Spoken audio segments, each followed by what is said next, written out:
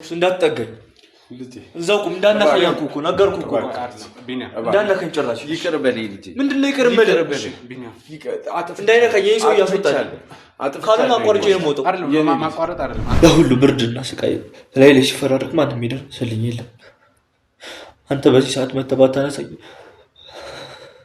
ዘላለም ሀላሚ ጎዳና ላይ ነበር የምኖር ያው ምክንያቷ ካንተም ከኔም ጋር አይስማማም በየቀኑ ጭቅጭቅ ነው እውነቷን ነው ጭቅጭቅ ነው በየቀኑ እንዲያደረገኝ ትላለች እሱም ደግሞ እንዲያደርጋ ነው እንዲያደረኩት ይላል በቃ እኔ ከስራ በመጣው በገባውኝ ቁጥር ሁሌም በጣም እንደዚህ ብለህ እንኳን አስገባኝ ሲጀመር መጀመሪያ ማለት ነው አቃለው ግን እንደዛ ብለህ አትመጣም ነበር አያስፈልግም ሲጀመር እኔና እሱ ማጋየት አያስፈልግም እንደዛ ስላደረክ ይቅርታ እሺ ስለዚህ እኔ ድምዳሜ ምንድነው እሷ የምትለው ልክ ነው እሱ የሚለው ልክ አይደለም የሚል እየፈጠረ ነው የሚያወራልኝ ብዬ ነው ማሰብ አልፈልግም በቃ እናቴም ሞታለች አባቴም ሞቷል ብዬ ነው ማምነው አንተም ሞታል የለህም በቃ የእናትህን እጅ ለምደህ እናትህ የምትሰራውን ነገር ለምደህ ያ ሁሉ ንጹህ ነገር ለምደህ ጎዳና ወጥተህ ትራፊ መብላት የሰው የመለሰውን ነገር ማለት በጣም ከባድ ምክንያቱም ልቡ በጣም ተሰብሯል በቃ ሰብሬዋለሁ ልቡን ሰብሬዋለሁ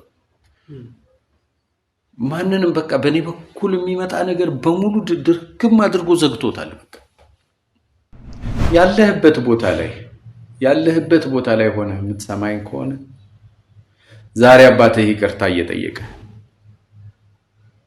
ይቅር በለኝ እያልኩ ነው እኔ ልጅ አውጥተህ ወርወርኸኝ ጥለኸኝ ጎዳና እንዳደር አድርገኸኝ የሰው እጅ እያየው የሆቴል ተረፍራፊ ምግብ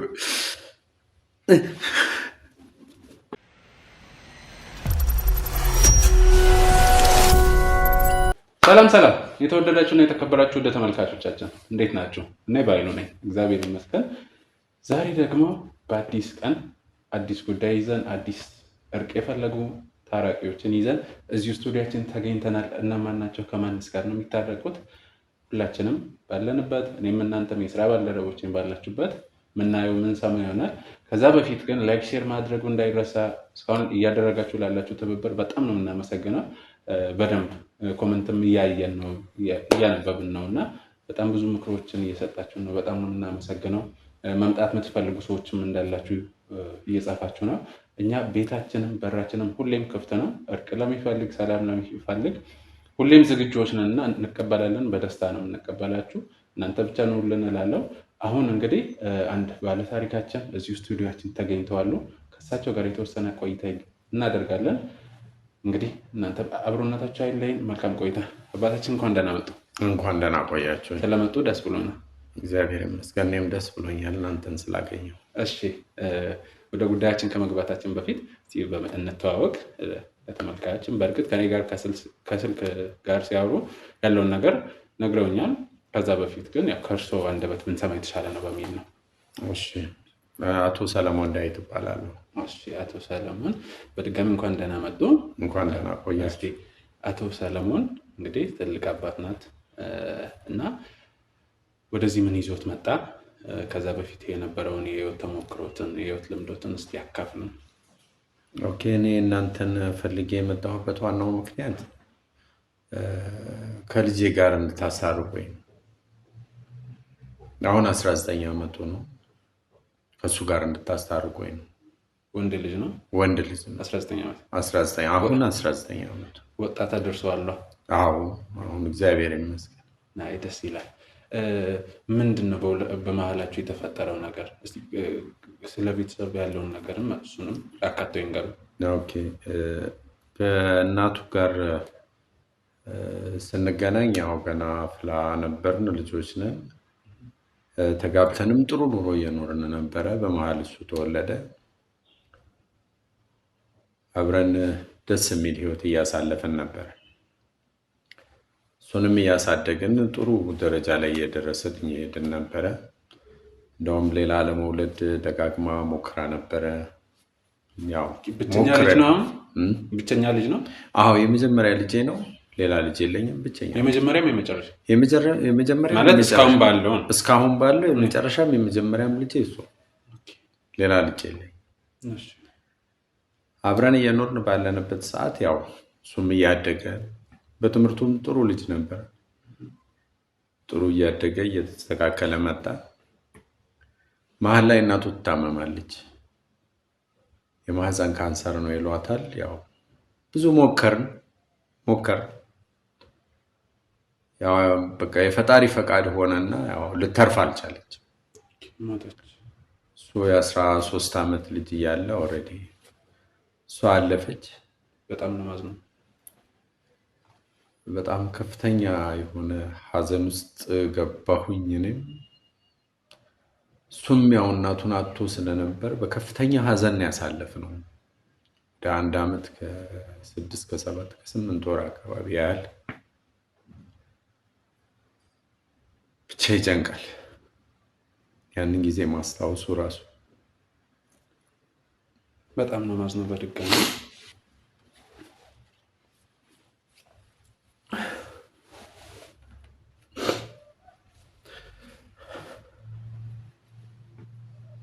በጣም ነው በቃ እንድትለየኝ እንኳን ማልፈልጋት አንድ ሰከንድ ከአይኔ እንድጠፋ ማልፈልጋት እናቱን እቺ ያጣኋት።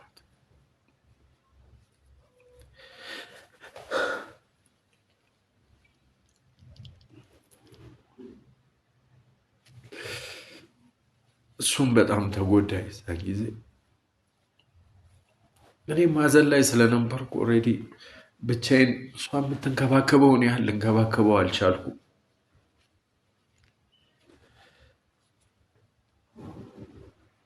እዛው ሀዘን ላይ ከኛ ጋር አብራት ሀዘን የነበረች አንዲት ነበረች። እሷ ነች ኦልሬዲ የአሁኗ ባለቤቴ ማለት ይቻላል። እሷ ነች ትረዳን የነበረችው። ብዙ እንክብካቤ ታደርግለታለች ለሱ ለእኔም። ሀዘናችንን ታዝናናን ነበረ።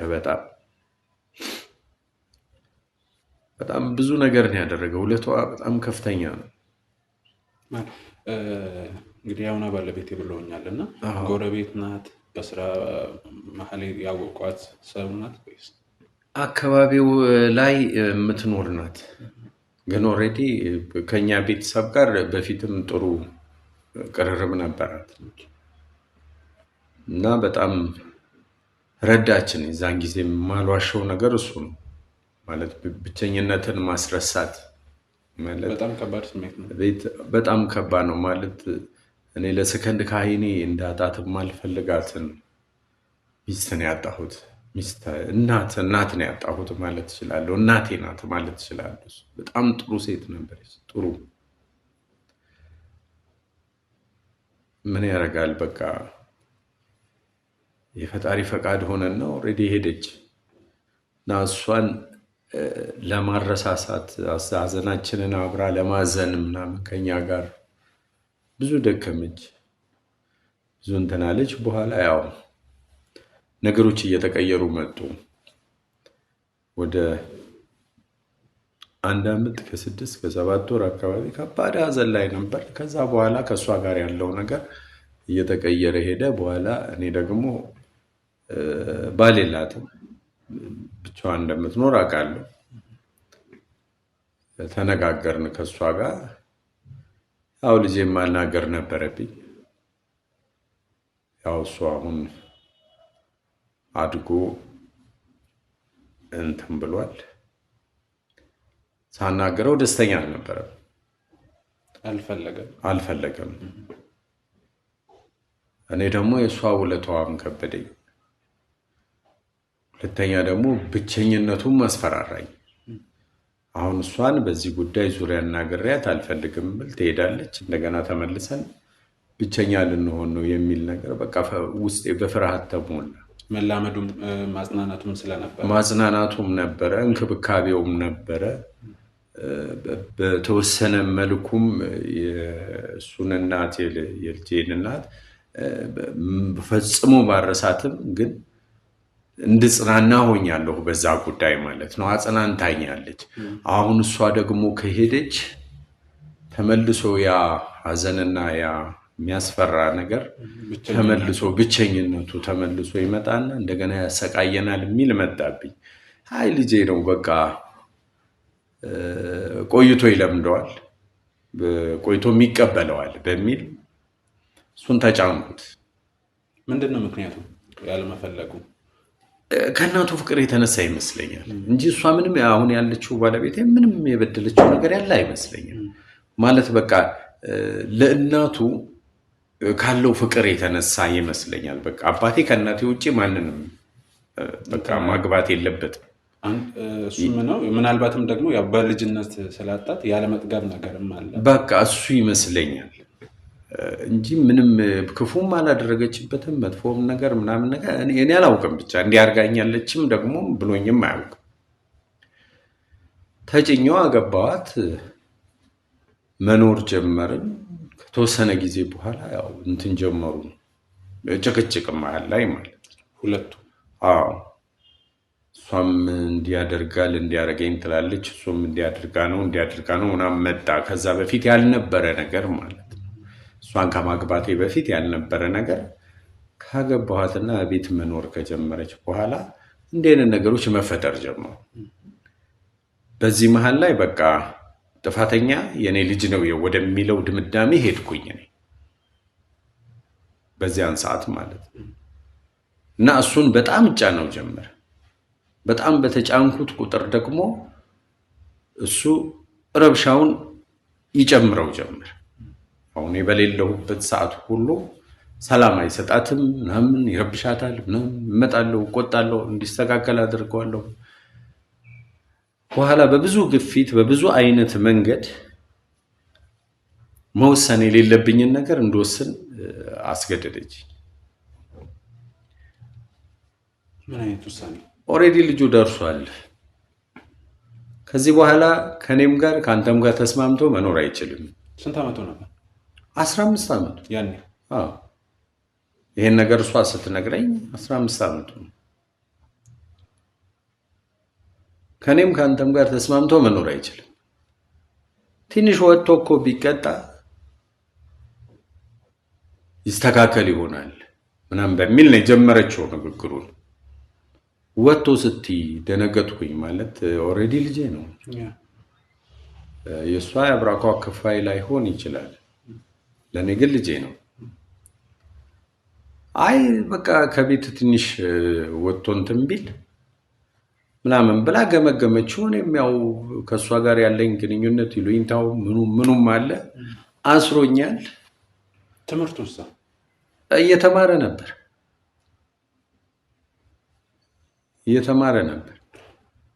ምን አይነት የአይን መጋረጃ እንዳደረገችብኝ ሁሉ አላውቅም። ማለት አዎ ክፉ ናት ለማለትም ፈልጌ አይደለም፣ ግን የዛን ጊዜ በጣም የምሰማው ድምፅ የነበረው የእሷን ብቻ ነው፣ የእሱን አልነበረም። ልጅ ነው ብዬ ገምቼ የሚሆን ትክክል ያልሆነው ልጅ ስለሆነ ነው ምናምን ብዬ ገምቼ የሚሆን ምናምን አላውቅም። ብቻ ልክ አይደለም የነበርኩት በጊዜው ማለት ነው። በኋላ ላይ በቃ ከቤት እንዳስወጣው በጣም ደጋግማ ተከፋፋኝ ጀመር። ያው ምክንያቷ ከአንተም ከኔም ጋር አይስማማም። በየቀኑ ጭቅጭቅ ነው። እውነቷን ነው፣ ጭቅጭቅ ነው በየቀኑ።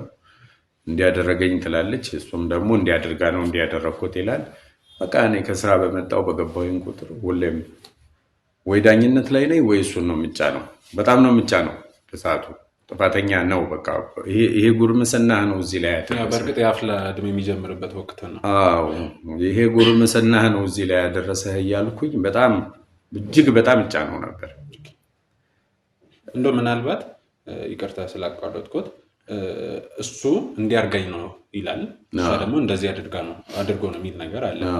ገለልተኛ ሆነው ለመለየት የምር ልጆት የሚለውን ነገር እሷ እያደረገች ነው ወይም ባለቤቶት ያውና ባለቤቶት የምትለውን ነገር ልጆት እያደረገ ነው የሚል በራሱ መንገድ ለማጣራት አልሞከረም ነው። እንዴት መሰለህ እዛ ላይ አንደኛ ገና አፍላ ነው እድሜው። ከመጀመሪያው ደግሞ እኔ ላገባት ነው ብዬ ሳናገረው አይቻልም ብሎ ጠልቷታል። ስለዚህ እኔ ድምዳሜ ምንድን ነው እሷ የምትለው ልክ ነው፣ እሱ የሚለው ልክ አይደለም የሚል ነው። እየፈጠረ ነው የሚያወራልኝ ብዬ ነው ማስብ።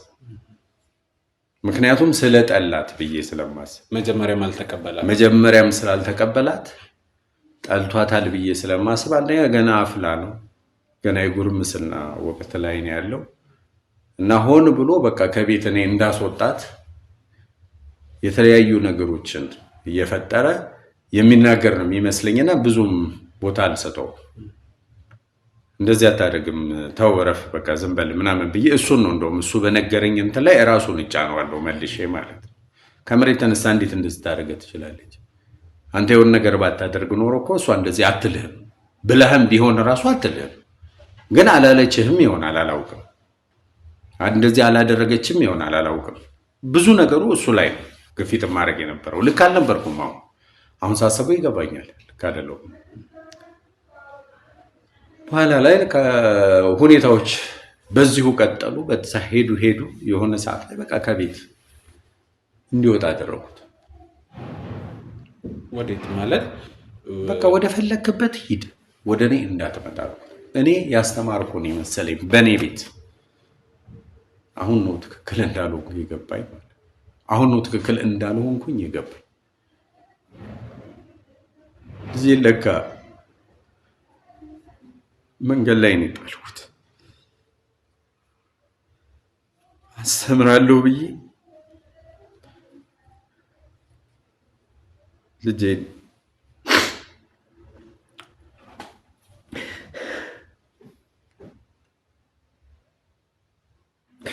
ምን አይነት መጥፎ ልብ እንደነበረኝ በሰዓቱ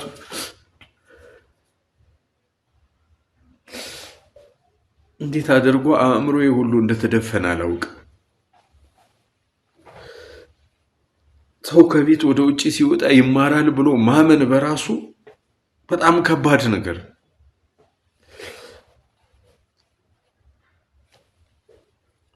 ቤት ውስጥ ቁጭ ብሎ ያልተማረ ልጅ፣ መልካም ስነ ምግባር ያላመጣ ልጅ ሄዶ ጎዳና ላይ ወድቆ መልካም ስነ ምግባር ያወጣል ብሎ ማመን በራሱ እኮ ከባድ ነው። እኔ ምን ያህል እንደተሰቃየው በቃ እሱ ከቤት ከወጣ ጊዜ ጀምሮ ልቤ እንደደማ ነው ያለው። በቃ እንደደማ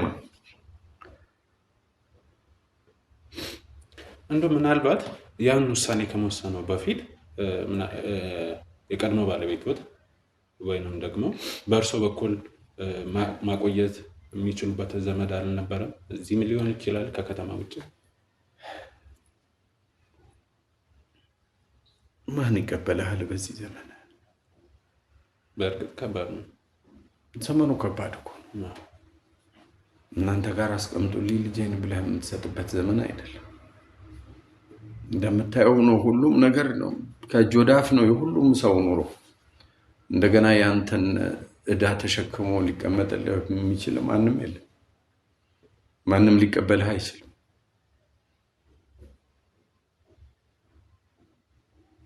የኔ ጥፋት ነው ለነገሩ። ያኔ ነበር መወሰን የነበረብኝ። አለፈ።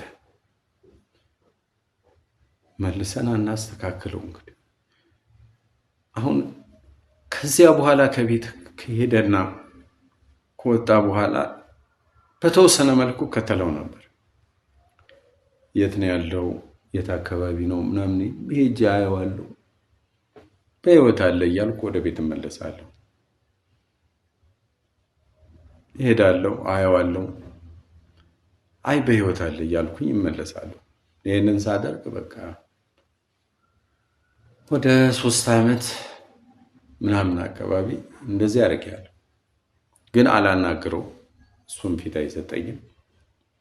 አንድ ጊዜ ላናግረው ሞክር፣ ዞር በልልኝ፣ አውጥተህ የወረወርከኝ ምናምን አለ። እውነቱን ነው፣ ትክክል ነው፣ እውነቱን ነው። አውጥቼ ወርውሬዋለሁ። ምንም አሁን የምዋሽበት ነገር የለም። ምንም አውጥተህ ወርውረኸኝ ጥለኸኝ ጎዳና እንዳደር አድርገኸኝ የሰው እጅ እያየው የሆቴል ተረፍራፊ ምግብ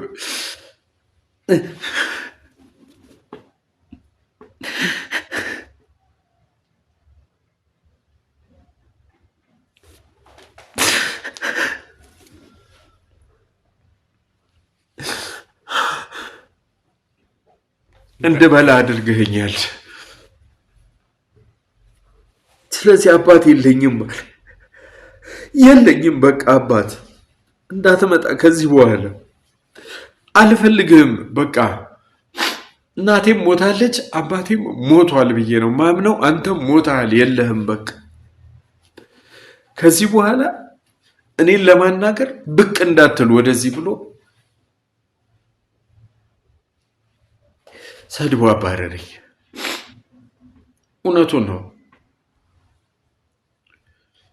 እውነቱን ነው። እኔ በሱ ቦታ ሆኜ የእሱን ጉዳት አላየሁም። የራሴን ብቻ ነው አየ ነበረው።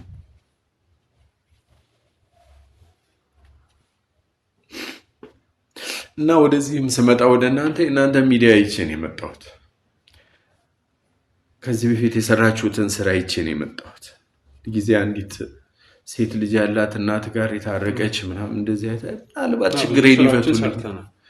አሁን እንደዚህ አይነት እንትን ትሰራላችሁ ችግሬን ይፈቱልኛል ብዬ አድራሻችሁን ፈልጌ ነው ወደ እናንተ የመጣሁት። አሁን ልጄ የት እንዳለ እንኳን አላውቅም። ካለበት እየሄድኩ ከማይበት ቦታ ላይ ተመላልሼ አጣሁት። አያው ነበር በስጋ እንደዚህ አየዋለሁ። ባላናግረው ከርቀት አይቼው እመለሳለሁ። አንዴ ከተናገረኝ በኋላ እንደገና ይናገረኛልም ደግሞ ማስከፋዋለሁ ብዬ ስላሰብኩ ደግሜ ለማናገር ባልሞክርም ዝም ብዬ በአይኔ ብቻ አይቼው ትንሽ ብትሆን ረሃቤን አስታግሼ እመለስ ነበር። ከሩቅ በማየት ከሩቅ አየዋለሁ። በቃ ደህና ነው፣ ጤነኛ ነው፣ እየኖረ ነው ብዬ እመለሳለሁ። አሁን ግን ሄጄ ተመላልሼ አጣሁት። ሳጋ ሄጄ ልጆቹን አናገርኳቸው። የት ሄደ ስላቸው አናውቅም። አብሮት ሲውሉ የነበረው እዛ አብረውት የነበሩት ልጆች አብረውት እዛ ጋር የነበሩት ልጆች ያው ጎዳና ተዳዳሪዎች ናቸው። ከሱ ጋር አብረው ነበሩ። የት ሄደ ስላቸው አናውቅም። የሆነ ቀን ጠዋት ተነሳን፣ ሄደ በቃ ጠፋ። በዛው የምናውቀው ነገር የለም ማለት። አሁን ግራ ገባኝ። ሞቷል እንዳልል ሬሳው የለም፣ አለም እንዳልል እያየሁት አይደለም። ጭንቅ ሲለኝ ጊዜ የእናንተ ሚዲያ አይ ስለነበር ምናልባት ለዚህ መፍትሄ ይኖራቸዋል በሚል ነው ወደ እናንተ የመጣሁት። እንግዲህ አባታችን አምናውን ስለመጡ በመጀመሪያ በጣም ነው የምናመሰግነው። ያው እሱም እንዳሉኝ ነው፣ እኛ የምናውቀው ነገር ነው። ብዙ ስራዎችን እየሰራን ነው። ረጅም ዓመት የቆዩ የተለያዩ ሰዎችን ማስታረቁም ማስማማቱም አፈላልጎ ማገናኘቱም እንዳለ ነው። በእርግጠኝነት ነው የምለው። አሁን ስለሱ ያለውን ነገር ከነገሩኝ እንደማገኘው እርግጠኛ ነኝ ከፈጣሪ ጋር። ደስ ይለኛል። ምን ያህል ጊዜ ሆነ ማለት ሳያዩት ከቆዩ? እንግዲህ 3 ዓመት ሙሉ በሩቅ አየው ነበር። አንድ ዓመት ሙሉ አንድ ዓመት የለም።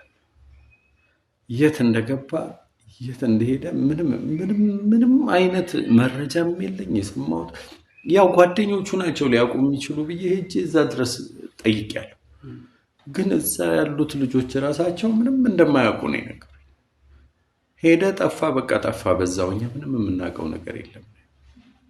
ይሄ ነው በቃ ያለው አማራጭ።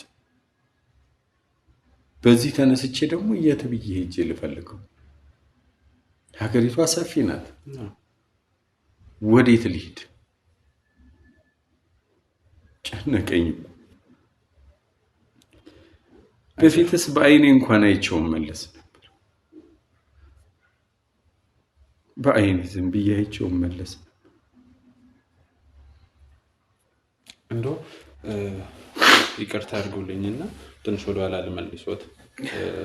እንግዲህ እንዴት ሆነ አሁን ከአዲሷ ባለቤቶት ጋር እንግዲህ 4 ዓመት ማለት እንግዲህ አሁን 3 ዓመት ያዩት ነበረ።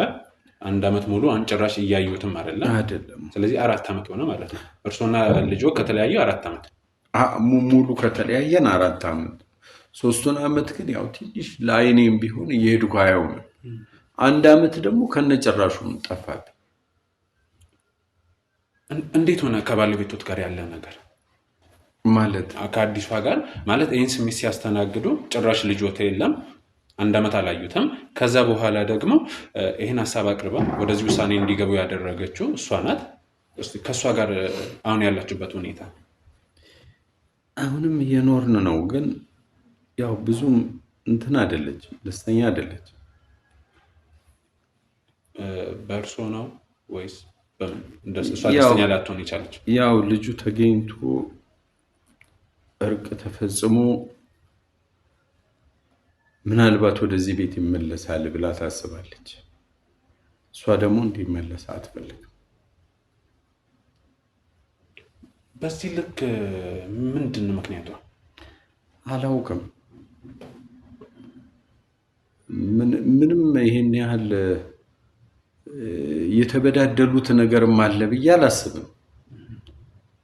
ምናልባት ያው በጉርምስና ዘመኑ የሚገባትን ክብር አልሰጣት ሊሆን ይችላል። ያው ገና ልጅ ነው። እንደ እናት ላያያት ይችላል። የሆነ ነገርም ስታዘው ምናምን እባክሽ ምናምንም ብሎ የሆነ እጁንም እያወናጨፈ ምናምን እንደዚህ ገና የግለት ሰዓት ላይ ነው ልጁ እጁን እያወናጨፈ ምናምን የንቀት ነገር አሳይቷት ሊሆን ይችላል እና ከዛ የተነሳ እሷ ደግሞ ያንን ይዛበት እንደ ኮርፊያም አድርጓት ሊሆን ይችላል። እንደ ቂምም ይዛው ሊሆን ይችላል እና አብሮ መኖሩን አትፈልገውም። ግን የኔ የመጨረሻ ውሳኔ እኔ ልጅ ማግኘት፣ ከልጅ ጋር ሰላም ማውረድ። አዎ የኔ ውሳኔ ይሄ። ወደ እናንተም ስመጣ የፈለኩት ነገር ይሄ ነው። ከልጄን ማግኘት፣ ከሱ ጋር እርቅ ፈጽሜ ሰላም አውርጄ አብሬ መኖርና እሱን መካስ ነው የምፈልገው።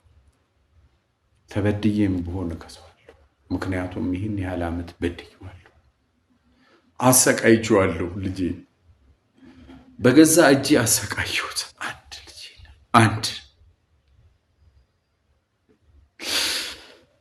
አንድ ልጄን አሰቃየሁት። ባለቤት ይህን ነገር የምትስማማ ይመስሎታል?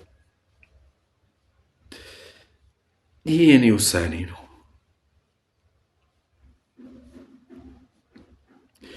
ልትስማማም ላልተስማማም ትችል ይሆናል። በሁለቱም መንገድ ግን የእሷን ሀሳብ አከብርላታለሁ። ባትስማማም አከብርላታለሁ፣ ብትስማማም አከብርላታለሁ።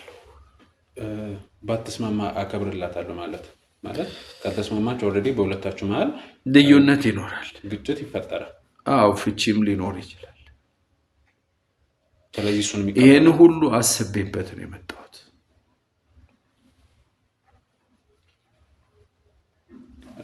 ከዚህኛው ባለቤት አልወለድም።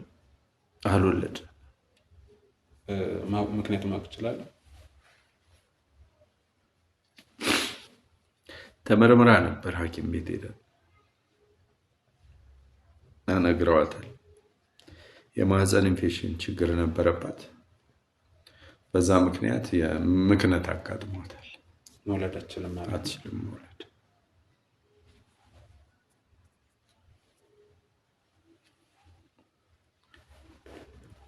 በጣም ከባድ ነው እና ይህን ነገር እንድትሉኝ አደራ ለእናንተ ለመስጠት ነው የመጣው። እኛ ሙሉ ኃላፊነቱን ወስደን የቻልነውን ሁሉ እናደርጋለን። 1 ዓመት ነው ብሎኛል ልጁን ማየት ካቆምኩ። 1 ዓመት ሞላኝ። 1 ዓመት ሙሉ 1 ዓመት። እንደው ምናልባት አንድ ጥያቄ ልጠይቆትና እንግዲህ መውለዳችንን ብለውኛል። ይህን ውሳኔ ወይም የእርሶን ልጅ ማምጣት ካልተቀበለች ፍቺ ነው ወይም መለያየት ነው በማለቱ ሊፈጠር የሚችለው። እስቲ ልጅ ሳይኖራት 4 ዓመት ሙሉ ከእርሶ ጋር ኖራ እንደገና መለያየት ሲመጣ በእሷ በኩል ሆነው አይተዋሉ? እንግዲህ አስቤበት ነው ወደዚህ የመጣው ብለውኛል። አዎ እኔ አሁን የፈለግኩት ምንድነው እሷን መገፍተር አይደለም፣ ገፈተራት አይደለም። ተረድተውኛል ማለት እኛ ነገሮችን ስናይ በሁሉም ዙሪያ ገብቶኛል። አሁን የኔ ሀሳብ እሷን ከቤት ማባረር መገፍተር ምናምን አይደለም፣ መለያየትም ማለት እኔ ልጄን መሰብሰብ ነው ዋና ዓላማዬ። እሺ ካለኝ፣ ከተረዳኝ፣ ከተቀበለኝ አባቴ ካለኝ ልክሰውና ሰብሰብ አድርጌ ጎያዬ ውስጥ ይዤ ችግሩን ሁሉ የምችለውን ያህል ልቀርፍለት ነው ሀሳቤ። አሁን ካለበት ህይወት ላወጣው ነው የኔ ሀሳብ ማለት ነው። ሀሳቤ ይሄ ነው ዋና ሀሳቤ። አሁን የሷን ሀሳብ አከብርላታለሁ ማለት ምንድነው? ልጁም ይቀመጣል፣ አንቺም ትቀመጫለሽ፣ በግድ ትቀመጣላችሁ ምናምን ብዬ ላስገድዳት አልችልም። በዚህ እድሜ በግዳጅ የሚሆን ነገር አይሆንም። ሁለቱ ደግሞ እንዲስማሙልኝ እፈልጋለሁ። ከተስማሙና አብረው ከሆኑ ጥሩ። አይ ይሄ ልጅ እዚህ ቤት መጥቶ የሚገባና የሚኖር ከሆነ እኔ ትቼ እሄዳለሁ ካለችኝ አትሄጂም ብዬ ላስገድድም አልችልም። ይሄንን ያው እናንተም ታውቃላችሁ። በግዳጅ የሚሆን ነገር ምንም ነገር የለም። እኔ ግን በቃ እኔ የወሰንኩት ውሳኔ ልጄን እሺ ካለኝና ከተቀበለኝ እናንተ ካገናኛችሁኝ ካስታረቃችሁኝ እቤቴ ወስጄ ልክሰው እፈልጋለሁ። በቃ የኔ ዋና ሀሳብ እሷን እኮ ጠልቻት እኮ አይደለም፣ ልጠላትም አልችልም። ብዙ ውለት አለብኝ፣ ብዙ ነገር አድርጋልኛለች። ያንን ሁሉ የችግር ጊዜ በእሷ ትከሻ ነው ያለፍኩት። ብቸኝነት እኮ መጥፎ ነው አውቃለሁ፣ በጣም ክፉ ነው ብቸኝነት። ያም ደግሞ የሚወዱትን ሰው ማጣት ከጎና አተኸው ለዛውም ልጄን እናት ምን ያህል ወዳት እንደነበር እኔ ነኝ የማውቀው። እሷን አጥቼ ብቸኝነት ምን ያህል እንደገዘገዘኝም አውቃለሁ። እሱን ተቋቁማ ነው ከኔ ጋር ያለችው ቤት ያለችው። አሁን ጥሩ ነው ያደረገችው፣ መልካም ነገር ነው ያደረገችው።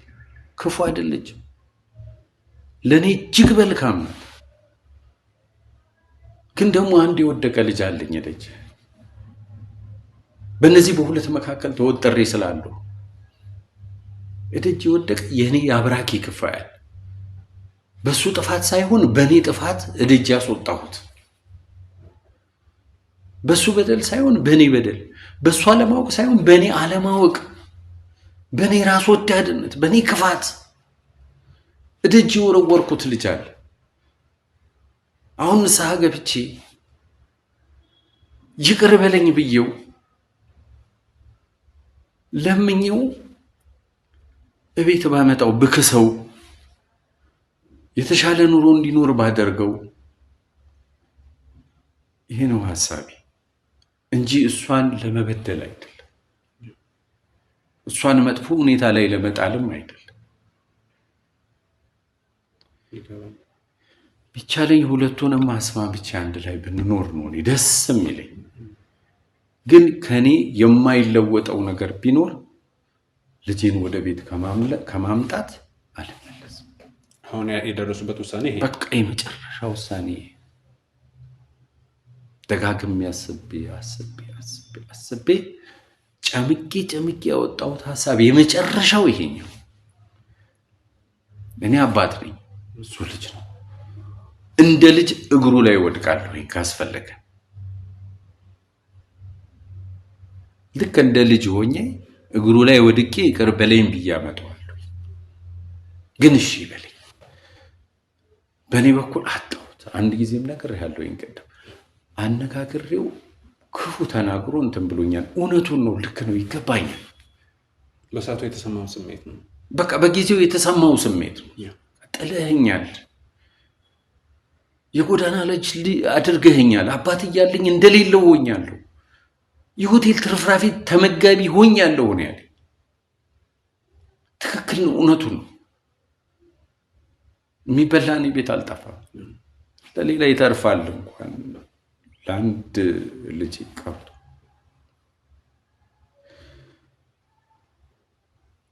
ብዙ አወራሁ መሰለኝ። አይ ችግር የለውም፣ እረዶታለሁ። ማለት አንዳንዴ አሁን እኔ በሁላችሁም ቦታ ሆኜ ራሴን እየሳልኩት ነበር፣ እያሰብኩት ነበረ። በእርሶ በኩልም በባለቤቶትም በልጆትም እና ከባድ ነው። የምሬን ነው የምላችሁ። እሳቸው እንግዲህ እንደነገሩኝ ከሆነ በውለታ ነው ማለት ያው ያቺ ሴት ወይንም ያውና ባለቤታቸው ብቸኝነትን ብዙ ህይወትን አብረው አሳልፋል እና በልጃቸው መሀል እና በእሷ መሀል ባለመግባባት ነው። እሳቸው ይማራል፣ እንደዛ ነው አይደል? ማለት በራሱ ነገሮችን ማየት ሲጀምር ምናምን ይስተካከላል በሚል በዛ አካሄድ ነው። ያኔ ምን እንዳሳወረኝ አላውቅም። ሰው ቤቱ እንጂ የደጅ ይማራል። ምን አይነት እጉር እንደነበርኩ እንዴት ብዬ ልግለጸው? አሁን ያለፈ አልፏል። እንደው ምናልባት አንድ ሁለት ጥያቄዎችን ልጠይቆት ወደኛ ከመምጣቶት በፊት ማለት እንግዲህ መቼስ ትልቅ ሰው ናት፣ የስራ ባልደረባ፣ የጎረቤት ትላልቅ ሰው፣ የሃይማኖት አባት ምናምን ይኖራል። አልሞከሩም? ሞክሬያለሁ።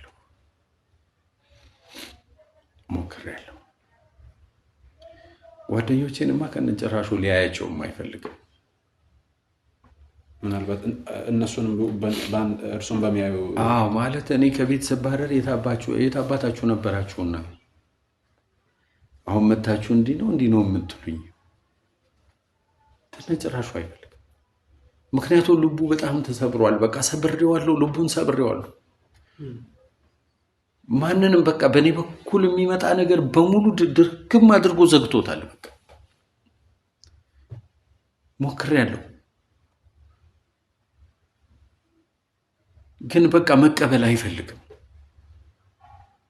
ልቡን ዘጋው። በቃ ያሳለፈው ህይወት በቃ የሚኖርበት ያሳለፈው ህይወት ያ ጎዳና ላይ ኑሮ ብርዱም ውርጩ ምን ተደራረበበት መሰለኝ።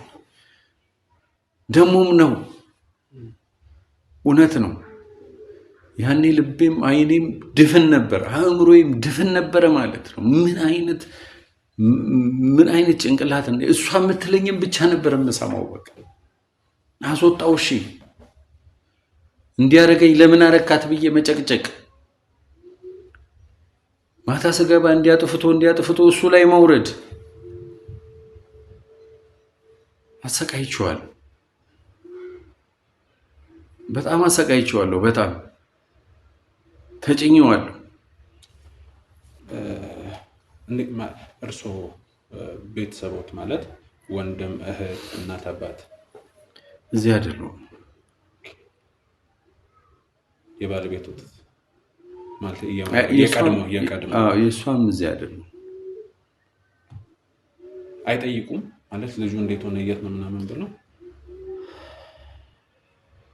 ቢጠይቁስ የእርሶ መልስ ምን ነበር? ከቤት ወጣ ነው የምለው። ሌላ ምን እላቸዋለሁ? አባረርኩት አይደለም?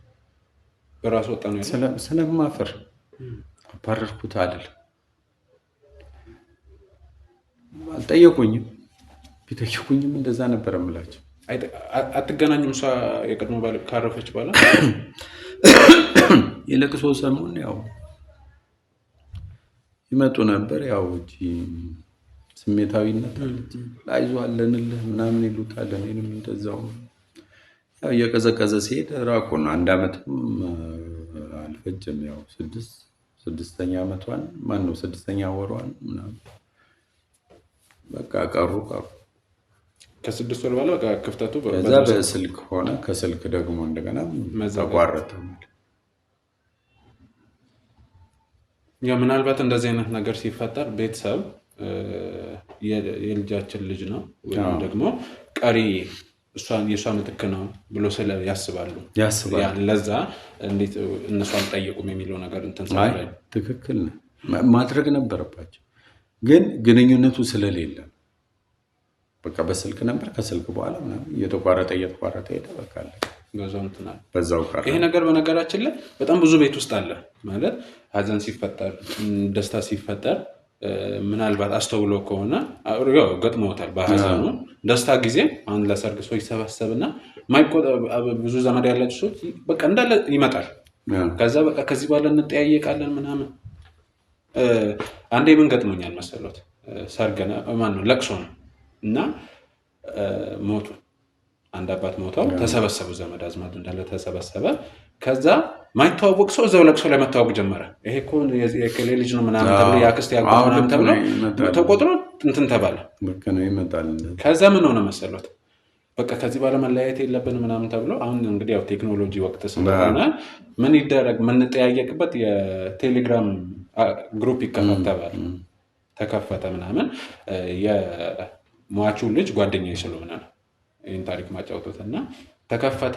በቃ ከዚህ በኋላ ሁሉን ስለ ቤተሰብም ስለምንዛ እንነጋገራለን፣ አንለያይም፣ አንዱን ያስታውስ ምናምን የሚባል ተነሳና የተወሰነ ጊዜ ቀጠለ። ይጠያየቃሉ ምናምን። አሁን ግን ግሩፑም ተረስቷል ምናምን፣ ሁሉም በየፊና ምናምን። በነገራችን ላይ ተመልካቾቻችን ይህ መጥፎ ባህል ነው። አንዳንዴ አባቶች፣ እናንተ አያቶች ምናምን ትልቅ ኃላፊነት አለባቸው። በዚህ አጋጣሚ ምንድነው የሰው ልጅ በምን አጋጣሚ እንደሚገናኝ አይተዋወቅም እና ልጅ ዘመድ አዝማድ የሚለውን ነገር ማስታወቅ ኃላፊነት የእናንተ ነው። ምናልባት ወቃሹኝ ምናምን አለ ጀስት እንደ ሀሳብ ነው እና ምክንያቱም ነገ ዘመዱን ቢያገባስ ከዛ በሆነ አጋጣሚ ዘመዱ ናት የሚባል ብዙ አሁን ሶሻል ሚዲያ ላይ ብዙ የምናያቸው እህቱን ያገባ አለ፣ እንደዚህ ዘመዱን ያገባ እንትኖች አሉ። ያ የተፈጠረው እንደዚህ በመራቅ ነው። የሆነ ሰሞን ላይ የሆነ ሀዘንም ሊሆን ይችላል፣ ደስታ ላይ እንገናኛለን።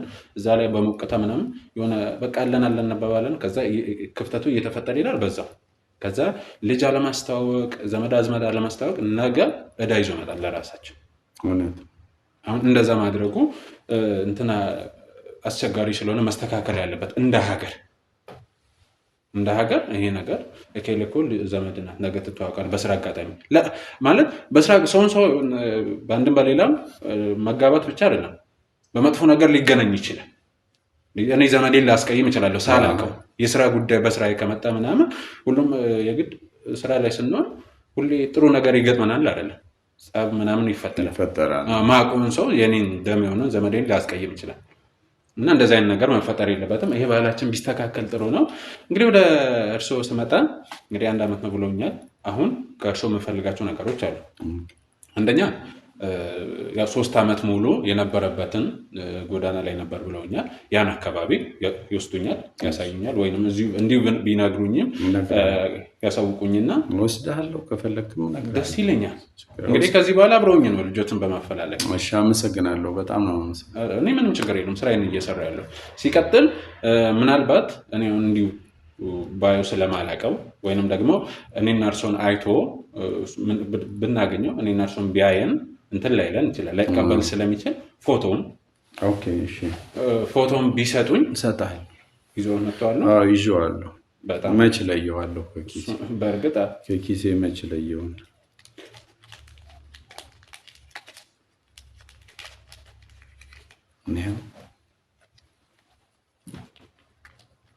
ቆንጆ ልጅ አሉት።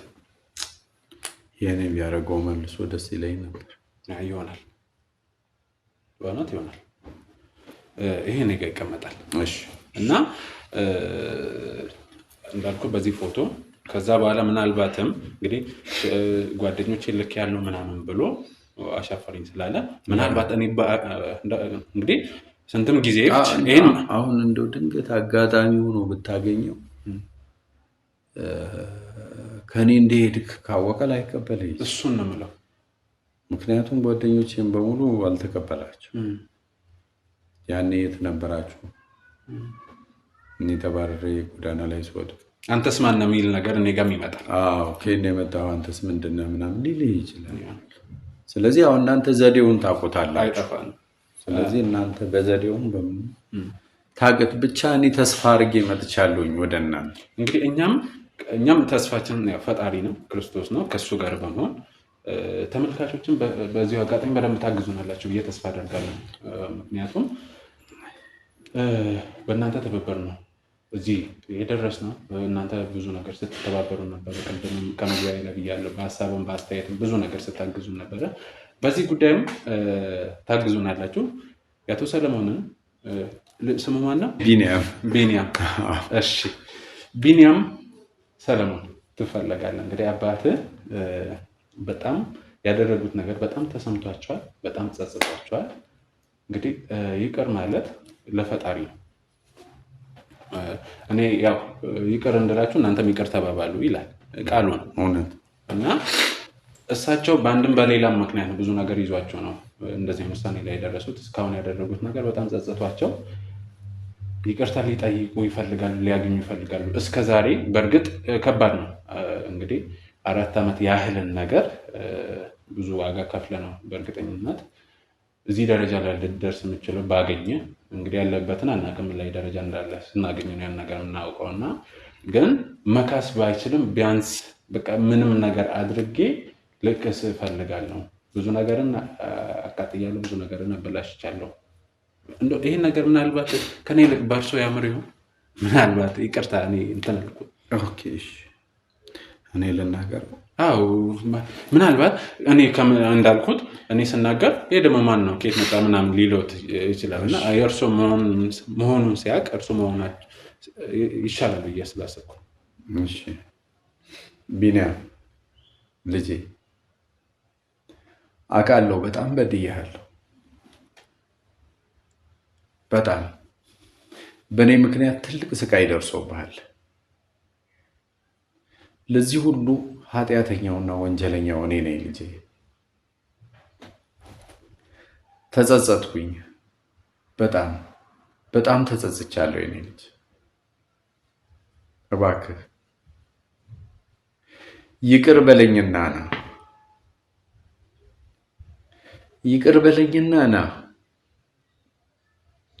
እኔም ዕዳዬን ልክፈል። በደሌን ሁሉ ይቅር በለኝ እባክህ፣ ካሳ ላድርግልህ። ተመለስ፣ ወደ ቤት ተመለስ የኔ ልጅ።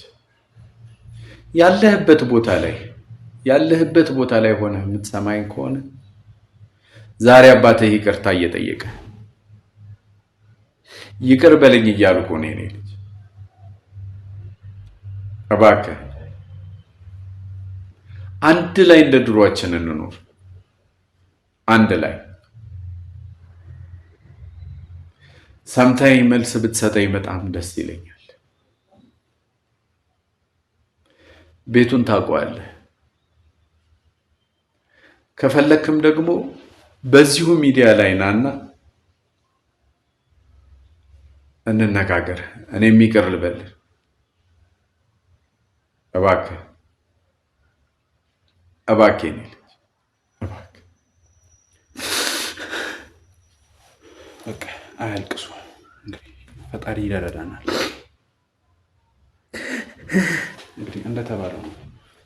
ምናልባትም ያለበት ደረጃ አይታወቅም። ይሄ ቪዲዮ እያየ ከሆነ ቀድሞ ከደረሰ እኛ ቤታችን ክፍት ነው፣ አባትን ዝግጁ ነው እና እባክህ ቤንያ አባትን ይቅር በላቸው።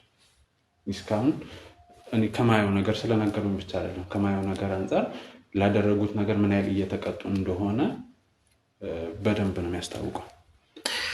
ስለዚህ ተመለስ፣ ይቅር በላቸው እና አባታችን እንግዲህ እንዳልኩት የተቻለኝን ሁሉ አደርጋለሁ። በእርግጠኝነት በቀጣይ ጊዜ አግኝተ ነው ስንቱን ጊዜ ብዮታለሁ። አሁን እንግዲህ ስራዎቻችንን አይታችኋል፣ እናንተም ተመልካቾች ታውቃላችሁ። አንድ ጉዳይ እጃችን ላይ እስከገባ ድረስ ምንም እንቅልፍ የሚባል ነገር የለም፣ እረፍት የሚባል ነገር የለም። እኛ የምንፈልገው የሰውን ሰላም ነው፣ ሰው እረፍት እንዲያገኝ ነው እና እረፍት ሳንሰጥ ጊዜ ሳንሰጥ ይህን ጉዳይ እንደምንከታተልና ልጆትንም አግኝተን እዚሁ እንደምናመጣ እኔ ቃል ገባላታለሁ። አመሰግናለሁ። እንግዲህ ወደ ተመልካቾቻችን በጣም አሳዛኝ ታሪክ ነው የሆነት፣ በጣም ልቤ ነው የነካኝ። ዞሮ ዞሮ የአባታችንን መርዳት ስላለብን፣ ቤንያምንን ካለበት ህይወት ማውጣት ስላለብን፣ ከእሳቸው ጋር ማገናኘት ስላለብን እንግዲህ በቀጣይ እሱን ፍለጋ እንወጣለን። ወስደንም ከፈጣሪ ጋር በእናንተ እርዳታም እንደምናገኘው እርግጠኛ ነኝ። እዚሁ ደግሞ ተገናኝተን አምጥተ ነው ከእሳቸው ጋር ያለውን ነገር እርቅ እንፈጥራለን። ምክንያቱም አላማችንም ሚዲያችንም እርቅ መፍጠር ነው፣ አስታራቂ ነው፣ ማስታረቅ። ስለዚህ እንደዛ እናደርጋለን። እናንተ አብሮነታችሁ ያለን መልካም ጊዜ።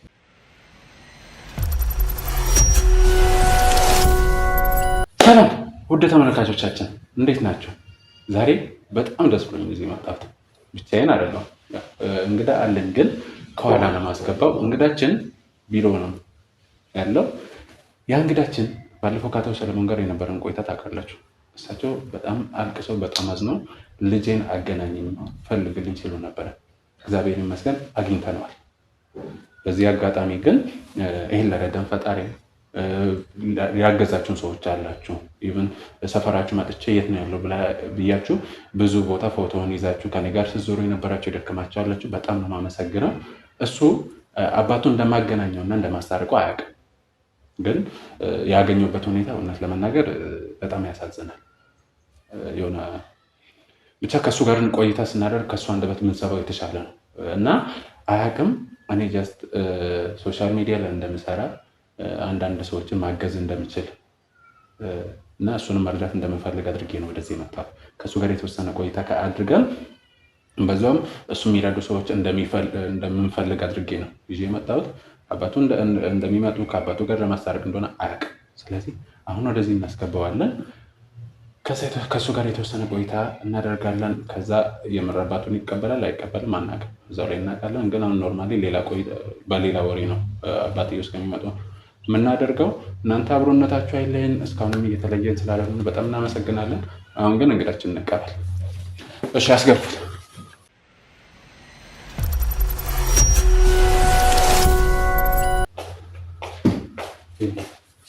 እንኳን ደህና መጣህ። እንኳን ደህና ቆይ። አረፍ በል።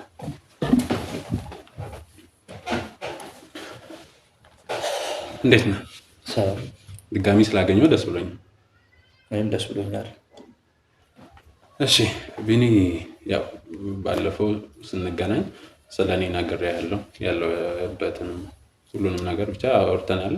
ግን ሞር የተሻለ ካለበት ሁኔታ ለመውጣት እዚህ ይህ ስቱዲዮችን ነው። እዚህ በስቱዲዮችን አማካኝነት ብዙ ሰዎች ይመጣሉ። መታገዝ የሚፈልጉም ማገዝ የሚፈልጉም ይመጣሉ። ለዛ የተወሰነ ቆይታ እንድናደርግ ብዬ ነው። ጥሪያችን አክብረህ ስለመጣ በጣም አመሰግናለሁ። እኔም ስለጠራችሁኝ አመሰግናለሁ። እሺ ቢኒ፣ እንዴት ነበረ ቆይታ? ከተገናኘም በኋላ አሪፍ ነበረ። ያው ትንሽ ለውጥ እያየሁ ነው በራሴ ላይ። ያኔ ካወራን ነገር አንጻር ለውጥ እያየሁ ነው በራሴ ላይ። ፊት ላይ ራሱ ባለፈውና አሁን ልዩነት አለው ለእኔ በጣም በጣም። ከዛ ሁሉ ብርድና ስቃይ አንስተህ እዚህ ደረጃ እንደርስ እርዳታ እያደረግልኝ ስለሆነ በጣም አመሰግናለሁ። ምን ማለት አለን። በነገራችን ላይ እንዳልኳቸው ከቢኒ ጋር ስንገናኝ ትንሽ ከባድ ነበረ።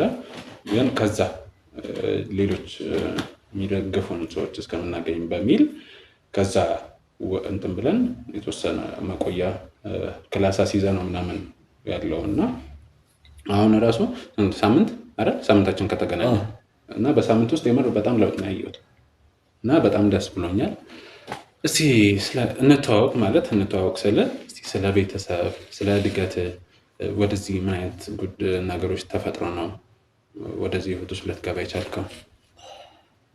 የተወለድኩት እዚሁ አዲስ አበባ ነው እና በጣም ወዳት እናቴ ነበረች። ማለት ከድሮ ጀምሮ ስትንከባከበኝ የነበረችው፣ ሙሉ ፍቅር ስትሰጠኝ የነበረችው፣ ከእናትም በላይ በጣም ብዙ ነገር አድርጋልኛለች ስታሳድገኝ። ያው እንደ ልጅ ተቆጥታ አሳድጋኝ አታውቅም። ሁሌ ነፃነት አለኝ። የምፈልገውን ነገር በሙሉ ነበር የምታደርግልኝ። ግን ከጊዜ ቆይታ በኋላ 13 ዓመት አካባቢ ላይ ማህፀን ካንሰር ታመመች እና አረፈች። በጣም አዝናለሁ።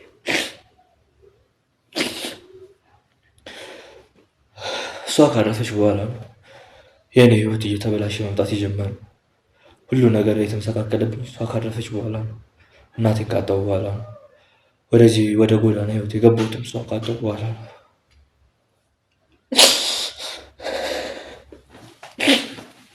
ያለፈ አልፏል። አልቅሰን አንመልሳቸውም። ማልቀስ የሚመልስ ቢሆን ኖሮ ስንቶቻችን ባነባነው እንባ ስንቱን ሰው በመለስን ነበር። አይነው ስሜትን ማለት አባትስ እሱ በህይወት የለም። ከእናቴ እኩል አብሬ ቀብሬዋለሁ። ማለት እናቴን በማጣቴ ነው እኔ ማዝነው።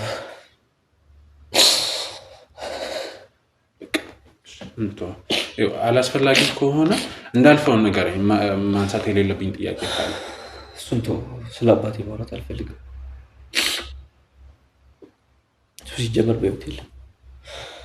እናቴ ሞተች ላይ አብሮ የሞተው ማለት በህይወት የለም ማለት የምር እሱም ሞቶ ነው ወይንስ? አዎ በቃ ሞቷል እሱ።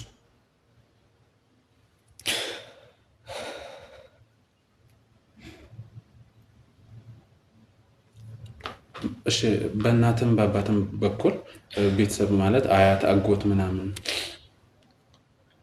እነሱ አንቀራረብም። እናቴ ከሞተች በኋላ የእናቴ ዘመዶች እንዳለ ርቀውኛል። ለትንሽ ጊዜ ነበረ በለቅሶ ጊዜ አብረውን የነበሩት። ከዛን ጊዜ በኋላ አብረውን የሉ፣ ርቀውናል ሁሉ። በአባቴ በኩል ያሉትን ደግሞ አልወዳቸውም።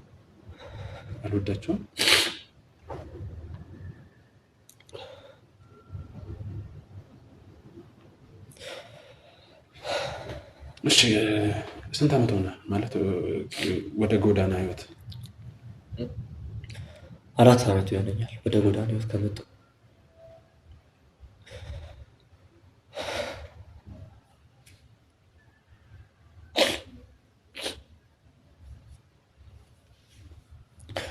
በጣም ከባድ ነው የጎዳና ህይወት።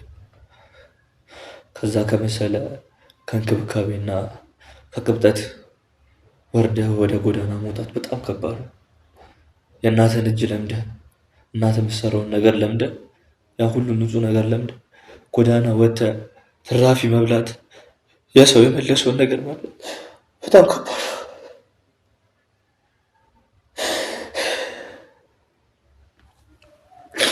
ቀንቶ ያ ሁሉ ብርድና ስቃይ ላይ ሲፈራረቅ ማንም የሚደርስልኝ የለም። አንተ በዚህ ሰዓት መተህ ባታነሳኝ ዘላለም አለሚ ጎዳና ላይ ነበር የምኖር።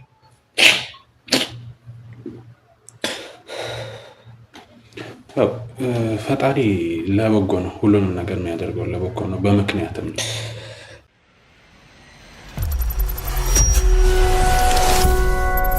እንደ ምናልባት በደንብ ሊረዳ የሚችል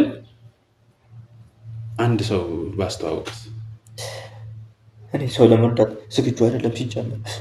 ለምን እኛ ዝግጁ ነን አይደል? እንደዚህ ቆሽሽ ይሻል አንተ አልቆሸሽክም። ምናልባት ልብስ ወይ ጥሩ ሁኔታ ላይ አልሆን ትችላለህ፣ ግን አንድ ሰው አለ ከሳቸው ጋር አስተዋውቃለሁ።